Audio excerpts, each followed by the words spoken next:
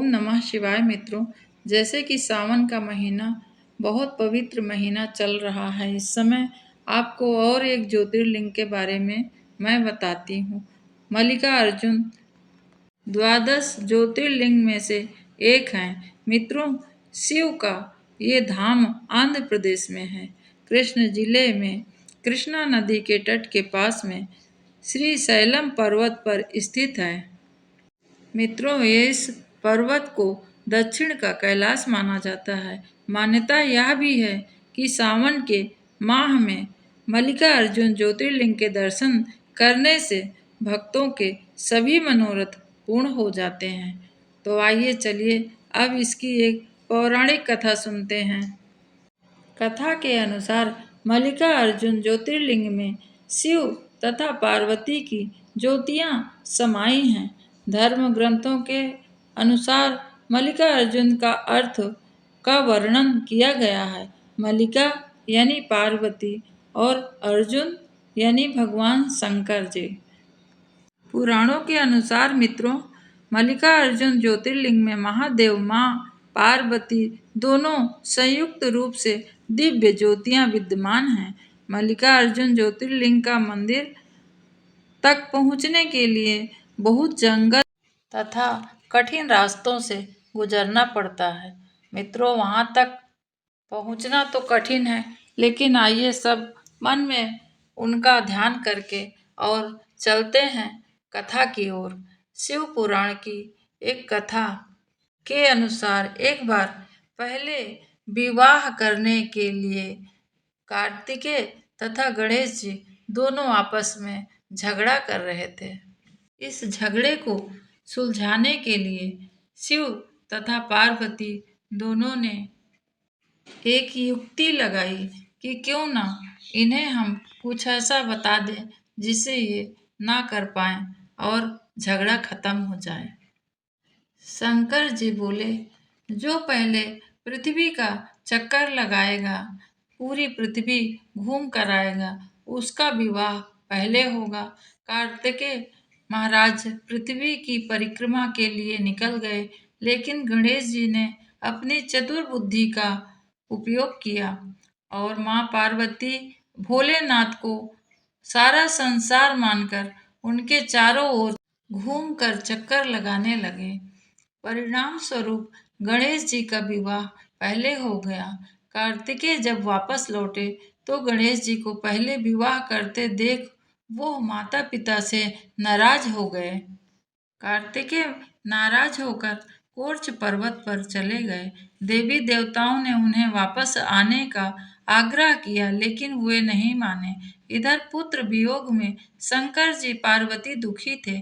दोनों पुत्र से मिलने क्रोच पर्वत पर पहुंचे तो कार्तिकेय माता पिता को देखकर दूर चले गए।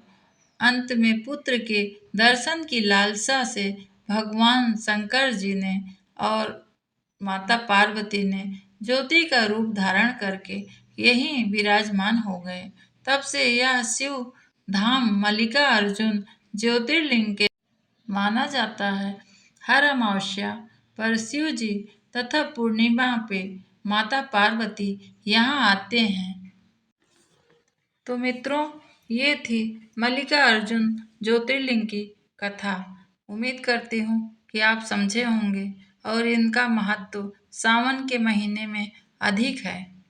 मित्रों, आइए अब और एक ज्योतिर्लिंग के बारे में मैं आपको बताती हूँ, जिनका नाम भीम शंकर ज्योतिर्लिंग नाम। ये नाम कैसे पड़ा, आइए जानते हैं। भीम शंकर ज्योतिर्लिंग की कथा। पौराणिक कथा के अनुसार रावण के भाई कुंभकर्ण को सह्याद्री पर्वत पर एक करकटी नामक राक्षसी से मुलाकात हुई। दोनों ने विवाह कर लिया। विवाह के बाद कुंभकर्ण लंका वापस आया, लेकिन करकटी पर्वत पर ही रह गई और उसने एक पुत्र को जन्म दिया। कुंभकर्ण के इस पुत्र का नाम भीम था। राम ने कुंभकर्ण का वध कर दिया था। हालांकि करकटी ने अपने पुत्र को देवताओं से दूर रखने का फैसला किया, लेकिन कुंभकर्ण का पुत्र भीम ने अपने पिता कुंभकर्ण की मृत्यु का बदला लेने के लिए सोचा।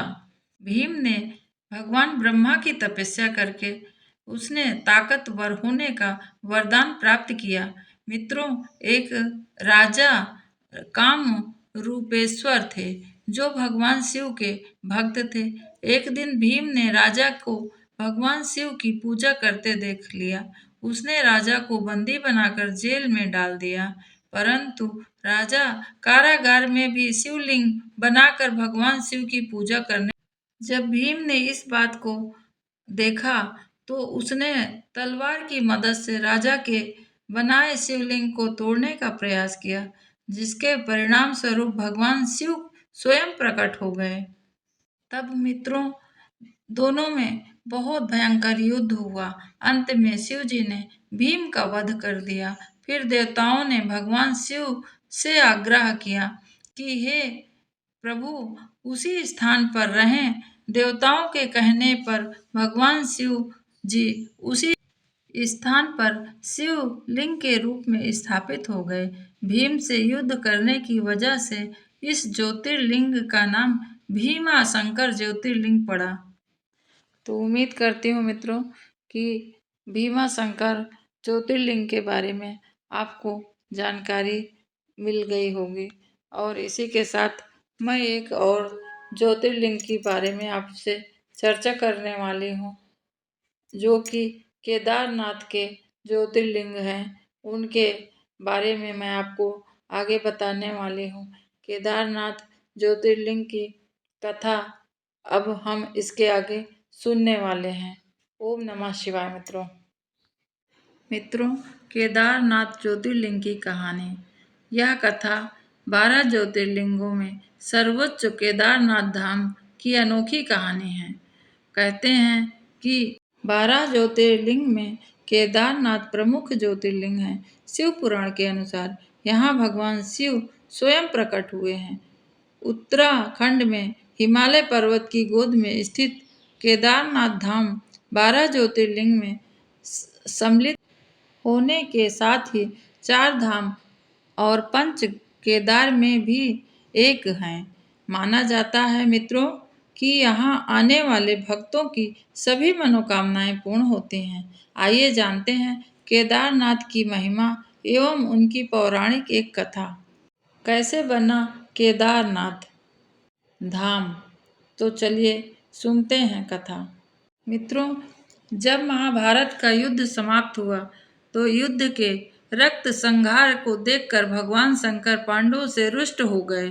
वहीं पांडव अपने भाइयों की हत्या के पाप से मुक्ति के लिए शिव जी के दर्शन करना चाहते थे और भगवान शिव उनको दर्शन नहीं देकर वे कैलाश से अंतर्ध्यान हो गए। तब पांडवों ने हार नहीं मानी।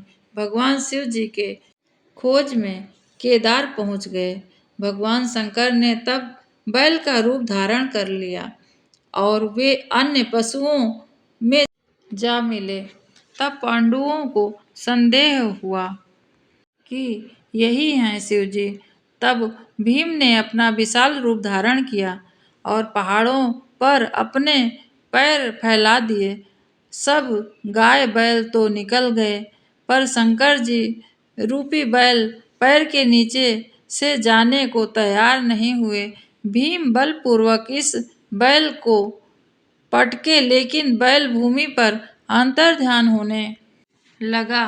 तब उन्होंने बैल की त्रिकोणात्मक पीठ का भाग पकड़ लिया। भगवान शंकर पांडवों की भक्ति और दृढ़ संकल्प को देखकर प्रसन्न हो गए। उन्होंने तत्काल दर्शन देकर पांडवों को हत्या के पाप से मुक्त कर दिया। पांडवों ने भगवान से प्रार्थना की कि वे इसी दृढ़ रूप में यहाँ विराजमान हो जाएं। भगवान शंकर तथास्तु कहा और केदार ज्योतिर्लिंग के रूप में स्थापित हो गए। तब से दोस्तों, यहाँ पर जो कोई जाता है सभी की मनवांछित इच्छा पूरी होती है। केदारनाथ दर्शन दुर्लभ दर्शन है। सावन का पवित्र महीना चल रहा है।